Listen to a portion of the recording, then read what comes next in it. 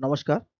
আবহাওয়া কেন্দ্র আগরতলা থেকে প্রচারিত ত্রিপুরার সাপ্তাহিক আবহাওয়া প্রতিবেদনে আমি মলয় পাল আপনাদের সবাইকে স্বাগত জানাচ্ছি।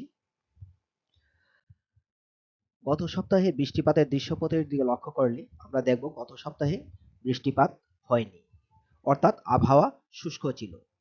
বর্ষা পরবর্তী ঋতুতে অর্থাৎ ১লা অক্টোবর ২০২৫ থেকে ২৬শে নভেম্বর ২০২৫ পর্যন্ত বৃষ্টিপাত হয়েছে সর্বমোট ১৮২.২ মিলিমিটার এবং আমাদের স্বাভাবিক বৃষ্টিপাত এই সময়ের মধ্যে ছিল ১৮৮.৮ মিলিমিটার।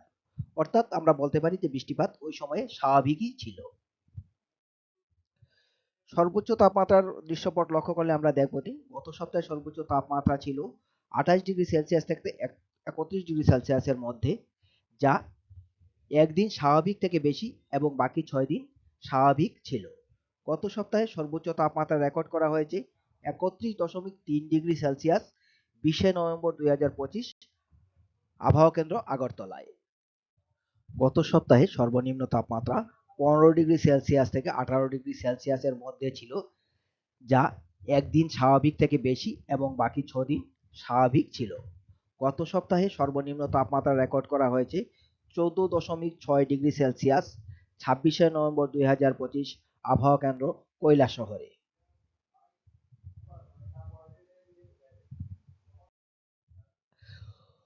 পরবর্তী ২ সপ্তাহের জন্য আবহাওয়ার পূর্বাভাস। প্রথম সপ্তাহ অর্থাৎ ২৮শে নভেম্বর থেকে ৪টা ডিসেম্বর ২০২৫ আবহাওয়া মোটামুটি শুষ্ক থাকবে। সর্বোচ্চ তাপমাত্রা স্বাভাবিকের কাছাকাছি থাকার সম্ভাবনা, যা ২৭ ডিগ্রি সেলসিয়াস থেকে ৩০ ডিগ্রি সেলসিয়াসের মধ্যে থাকতে পারে। সর্বনিম্ন তাপমাত্রা স্বাভাবিক বা তার থেকে কম থাকার সম্ভাবনা রয়েছে, যা ১৩ ডিগ্রি সেলসিয়াস থেকে ১৫ ডিগ্রি সেলসিয়াসের মধ্যে থাকার সম্ভাবনা। দ্বিতীয় সপ্তাহ অর্থাৎ ৫ই ডিসেম্বর থেকে ১১ই ডিসেম্বর ২০২৫ আবহাওয়া শুষ্ক থাকার সম্ভাবনা।